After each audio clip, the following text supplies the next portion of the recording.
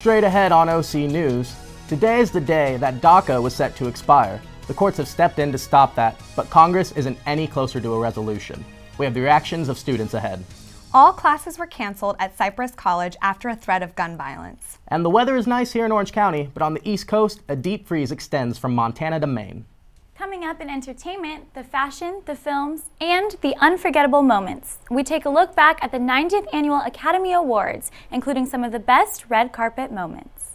All of this and much more. OC News starts right now.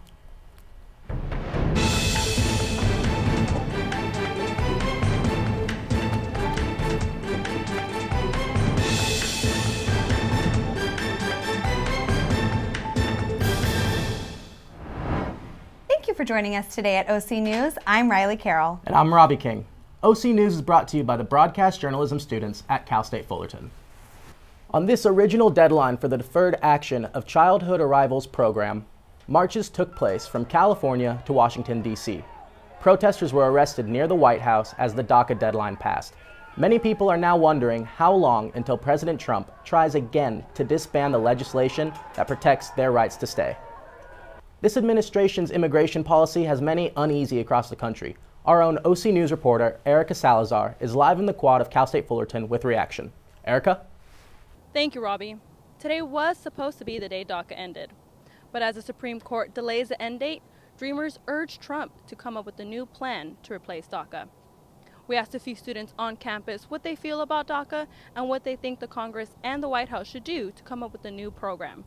I feel DACA students have every right to attend school, and that if they're brought here from a young age or even past that, they're brought here to have a better life. Of course, they should be able to go to school, and that we should have a program to assist them in pursuing their dreams and just pursuing a better life. Absolutely no problem with it. I agree. I have relatives who would love to have been part of the DACA program, but they can't. So I see that and I feel like, why would you take that away from someone who's striving to further their education? And not only that, they actually want to give back to the country that is giving them that opportunity. If I were a DACA recipient, how would you feel knowing that you could be deported at any moment is kind of unfair to them. And they've obviously lived here and contributed like we have, so we should give them citizenship so they feel like they're part of the country in a full way, and that they can sleep easy at night knowing that they're not going to be deported to wherever they're supposed to be from. My parents came to this country legally when they were younger, and I just remember growing up having an anxiety, not knowing whether when I got home from school they'd be home, coming home from work, so I'm sure they feel some kind of anxiety and fear. I mean, that's what I felt as a kid. The Supreme Court might have brought the dreamers some time, but they are still anxious for the White House and Congress to pass a new law granting them permanent access. That's the latest on DACA. Reporting live from the quad, I'm Erica Salazar. Well done, Erica. After a 4-day mass ice sweep across Central and Northern California, 232 people were arrested statewide, leaving businesses without employees. Officials said that the sweep was targeted at convicted criminals, but from the 232 arrested, only 180 had criminal convictions. Julie Gonzalez is used to having dozens of people in her Lamont restaurant El Fogón early every morning. 4 de la mañana, 6 de la mañana. Between 4 and 6, field workers flood in for coffee and breakfast. This week, that changed. No está pasando nadie. Her shop has been empty, she says, because much of the undocumented field worker population is terrified of ICE. As of Monday, we started receiving lots of calls from the community in regards to ICE detentions. The United Farm Workers Foundation in Bakersfield says they have confirmed at least 23 individuals have been detained from the Central Valley. They've been stopped on their way to work, 5 o'clock in the morning, between 5 and 6. Going to work, they're being pulled over by ICE. It's not the police, it's not the Highway Patrol. Adding some have already been deported. I don't know where that number is coming from, but I can tell you we've had many more than 24 calls from different families that say that their individual has been detained. Bakersfield immigration attorney Wynn Eaton says his phone has not stopped ringing. A young lady yesterday was in the chair we are sitting right now. She's in her early 30s. She's been here for more than 18 years in the United States. She has 4 U.S. citizen-born children ranging from 9 months to 9 years old.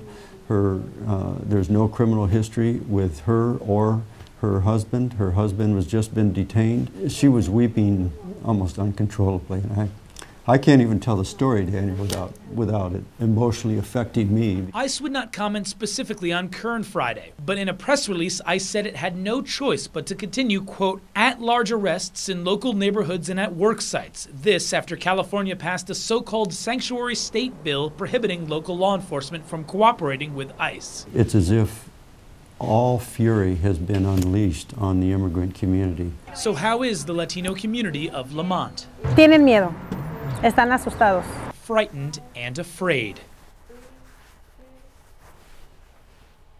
A former Cypress college student was taken into custody after making possible threats against the school. Officials feared the former student's behavior on campus could lead to gun violence against other students and faculty. Morning classes were canceled, but resumed as normal this afternoon. ABC7 reported that the suspect told his family he would, quote, shoot up, end quote, a school, but did not specify which one. The 24-year-old unnamed suspect was detained yesterday and is set for an evaluation at a mental health facility. Police searched his home and found no evidence of firearms or other weapons. A Huntington Beach college counselor faces public backlash for comments made on camera in Long Beach. An Asian American couple videotaped a woman telling them to, quote, go back to your home country, end quote, while they were on a walk with their infant. Oh, you're going to take my photo now. Wow. You're disgusting. It's not a photo. I want to understand why. Not when your wife is photographing. I want you to tell everybody why you told us to go back to our country. You need to go back to your home country. And what does that mean? Turn your phone off. I mean, it's unbelievable at this time and stage. But the woman was quickly identified after the video went viral as Taryn Olson, a college counselor for Golden West College. When Olson was reached for comment, while she declined to go on camera, she did say that, quote, I feel my perspective will be twisted if discussing the skewed video, which cut out part of the incident. If you would like to have a full, formal studio interview about the displacement of European Americans, then I'm gladly available to enlighten the public, end quote.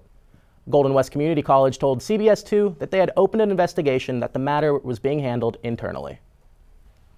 Application rates are higher than ever here at CSUF, and students are not sure how it will impact them. Our reporter Casey Gonzalez has more on the topic. Admissions to Cal State Fullerton received a record-breaking number of nearly 70,000 students. According to CSUF News, the university received 69,939 applicants in total.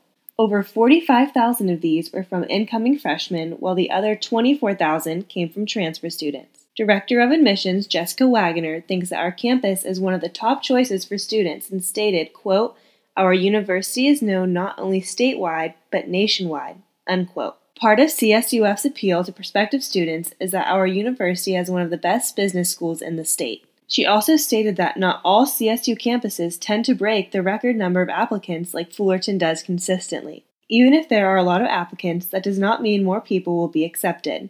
Despite the influx of applicants, the university's acceptance rate will not be affected. The enrollment target does not change based on the number of applicants. It is based off of the budget, which is determined by the CSU Chancellor's Office.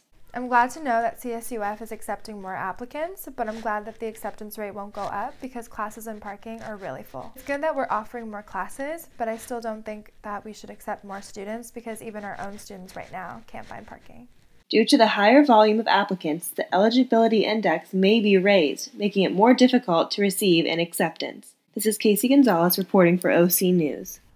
Coming up after the break, the case of the missing Oscar is solved. Find out who won the golden statue, lost it, then found it again. And the Cal State Fullerton Police Department has a new addition. His name is Glock, and he's ready for action. Okay, and the weather coming up, we're going to have a story based on the avalanche. They're finding a victim in the snow. All of this and more when we return on OC News.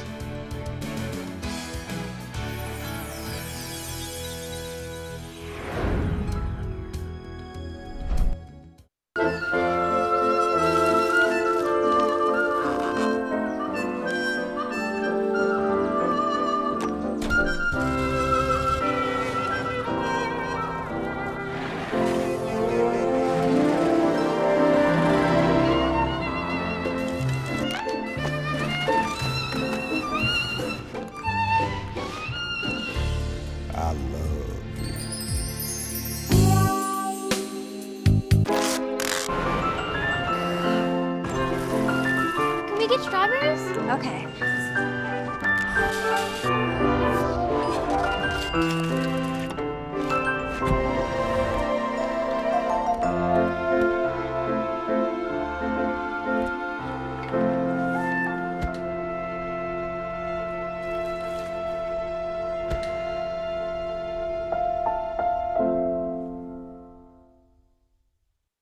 Winter weather has finally arrived, bringing rainstorms and heavy snowfall on the west and east coasts, and a massive avalanche hit the Squaw Valley Snow Resort last Friday. Jessica has this and more on what's to come for the next few days in the forecast. An avalanche hit Squaw Valley Snow Resort, one victim taken to the hospital, while the next one was actually released from the hospital, and he was able to snowboard along the snow after he was released. Okay, light snow you see coming from the east coast right here, and the low pressure going towards the east coast. And then the next one you see right here, light snow coming from down to New Hampshire, Pennsylvania, Vermont. And then the current temperatures today is going to be 75, the low 49, the what's it called, wind is 9 miles per hour, humidity 13%. Sunrise 6:14 a.m. was today, and sunset 5:51 p.m.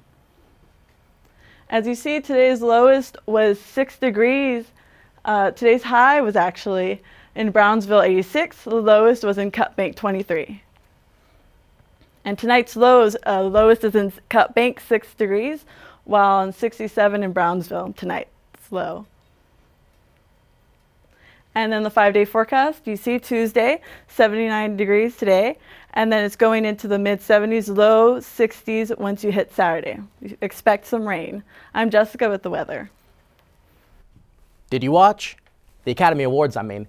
It was a big night for Hollywood, and our own star, Christina Angelis, is here to wrap up the best, the most controversial, and the winner of that jet ski. Christina? Thank you, Robbie. Well, what an amazing weekend it was for entertainment, fresh from the biggest night in Hollywood.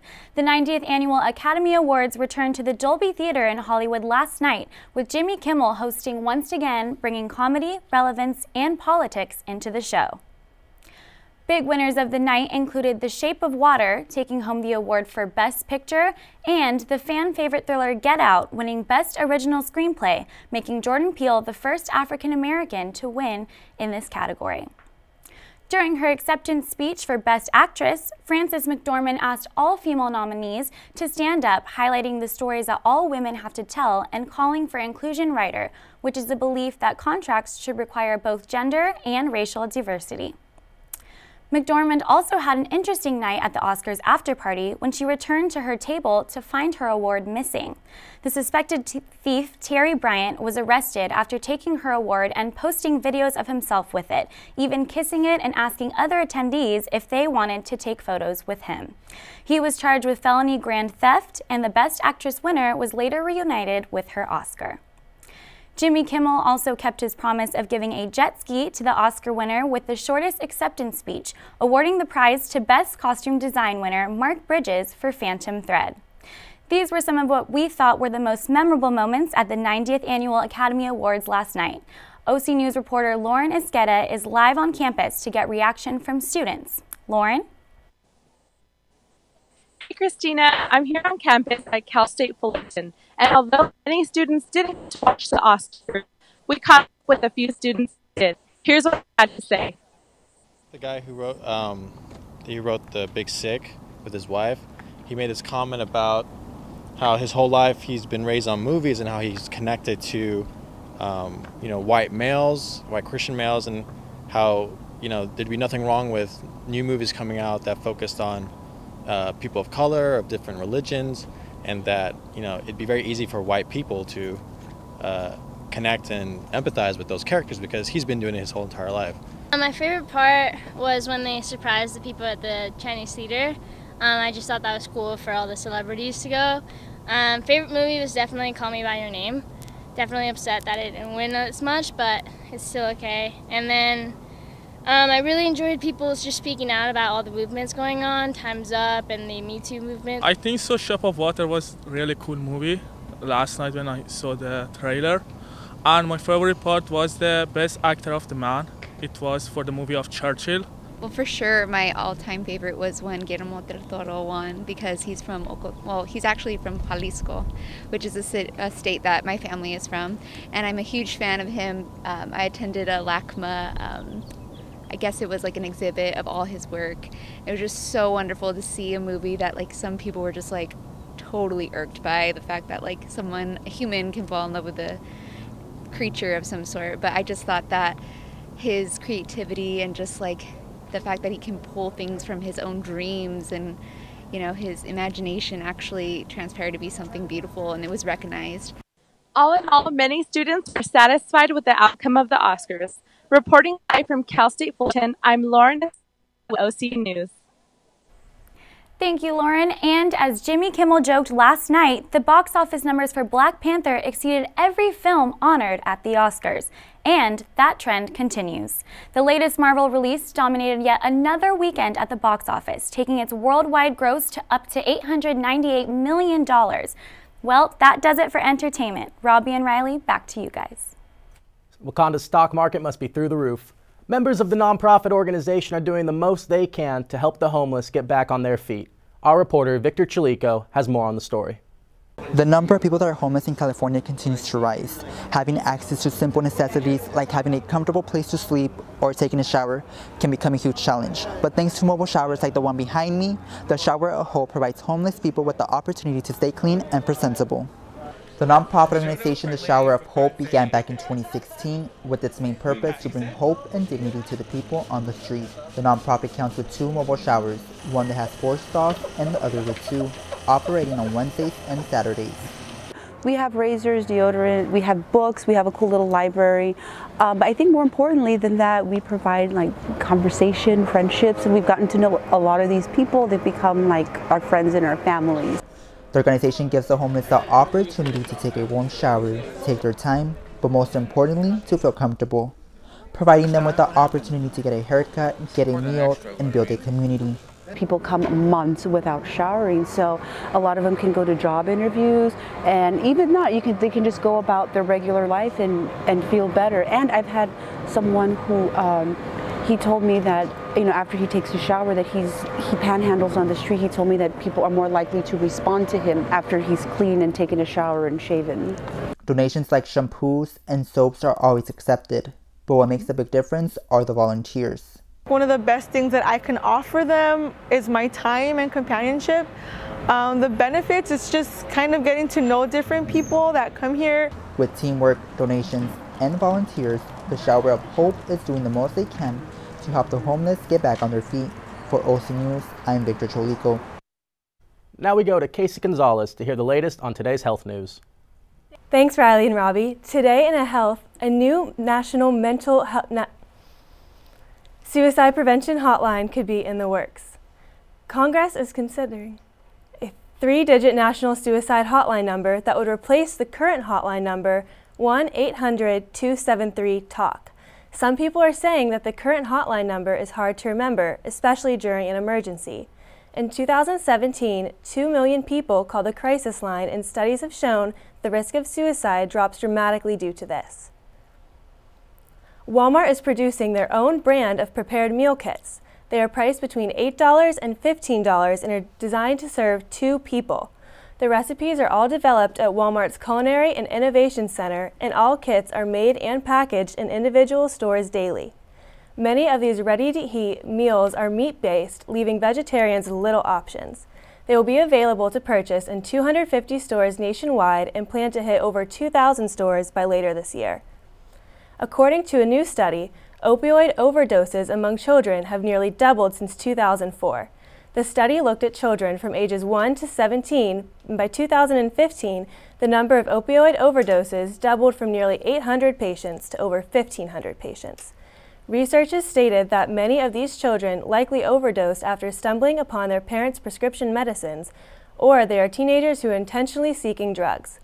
Critical care doctor Jason Kane says that almost half of these kids end up in the ICU.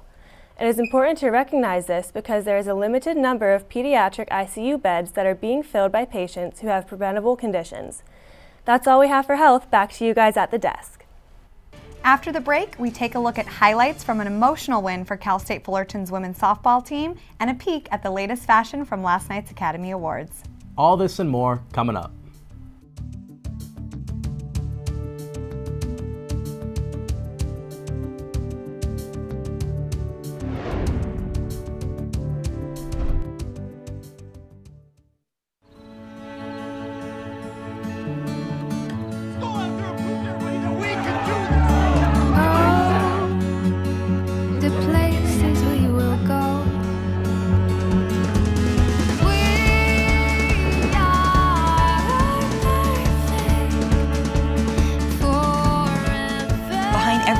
Is a story.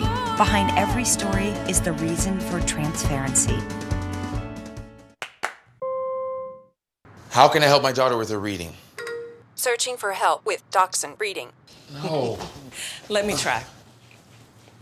Sarah's bright, but when she's reading, she has trouble sounding out words. Playing world music. What? I give up. Wait, I was trying to show you how Sarah feels every day. Frustrating, isn't it? Redirecting to understood.org. Join parents and experts at understood.org, a free online resource about learning and attention issues to help your child thrive.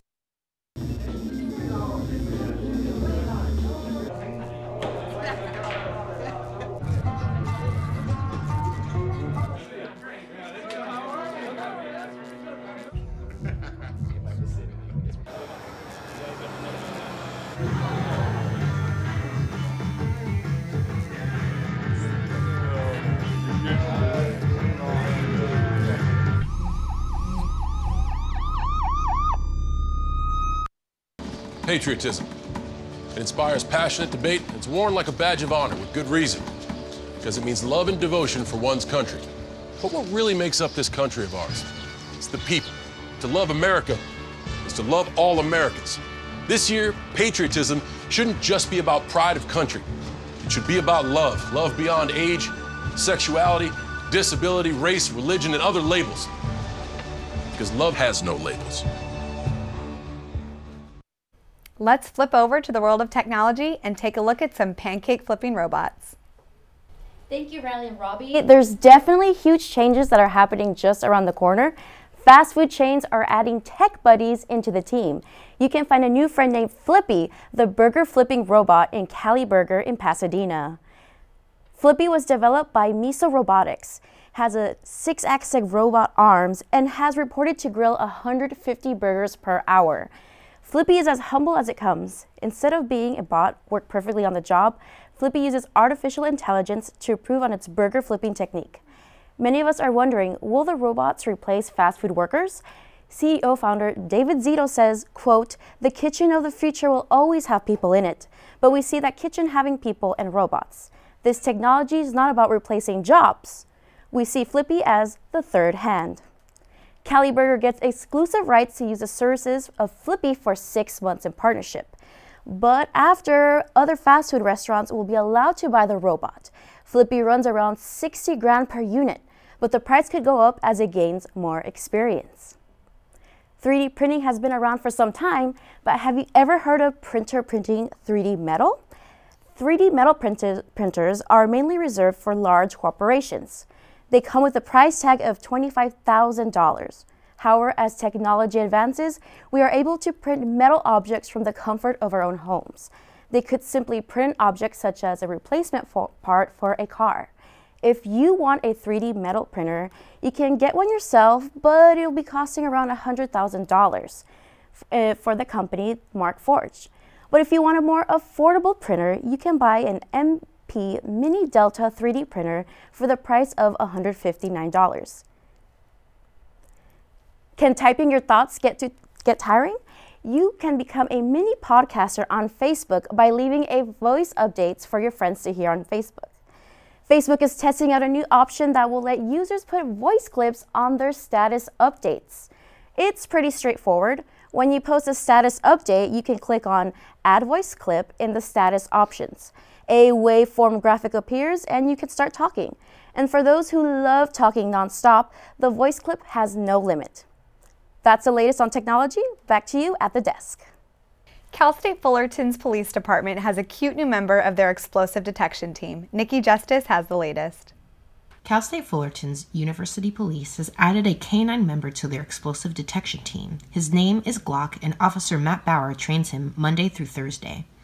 He's trained in all explosive ordnance detection, which includes powders, so also for guns.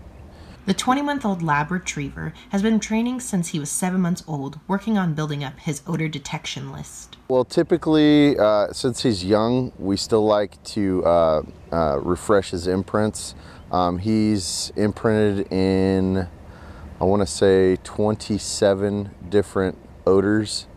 Most other detection canines, like for narcotics, are anywhere from 6 to 8 odors. So it's constant training. He's always, we try and do at least 1 to 2 plants a day. Prior to Glock becoming a bomb dog for CSUF, the Orange County Sheriff were the only department that had a bomb dog squad. But now CSUF has joined those forces with a lovable, hardworking pup. Students can follow Glock on Instagram at k9.glock. I'm Nikki Justice with OC News. With last night's Oscar win, Kobe Bryant adds to the numerous accolades in his career, while the women's and men's basketball teams gear up for the Big West tournament. Our own Hoon Kim is joining us in studio with the latest on these stories. Thank you, Robbie and Riley. The month of March in college basketball means conference tournaments and March Madness. The women's basketball team, led by second-team All-Big West Conference player Deja Smith, will begin the Big West tournament on Tuesday against Hawaii at the Titan Gym. The women are looking for their first bid to the NCAA tournament since 1990. The men's team began their journey toward the NCAA tournament led by first-team All-Big West Conference player Kyle Allman Jr., second-team Big West All-Player Khalil Ahmad, and honorable mention Jackson Rowe. The men's basketball team has earned the number 4 seed and will face the number 5 seed Long Beach at Thursday at the Honda Center.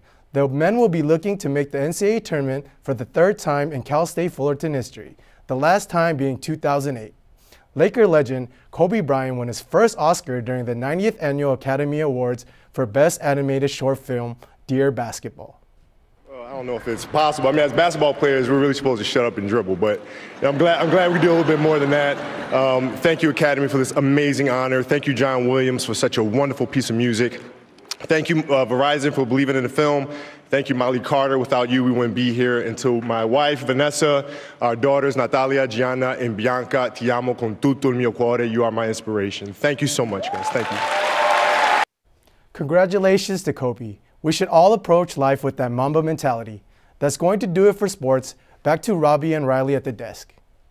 Thank you for joining us here on OC News. We would love to hear your story ideas. You can connect with us on social media under the handle OC News CSUF. But before we leave you tonight, we were having a debate. Who looked the best last night at the Oscars? What do you think? You know, I don't know if you saw Tiffany Haddish's outfit. I was a little skeptical at first, but then she kind of explained that it was paying homage to her father's home country, which I thought was so sweet. So I think she looked beautiful. I really enjoyed Viola Davis. Typically the Oscars, that's sort of like a subtle kind of night, but going with the hot pink dress really made her pop. Gorgeous. Just beautiful. And let's take a look at the red carpet arrivals. See you next week.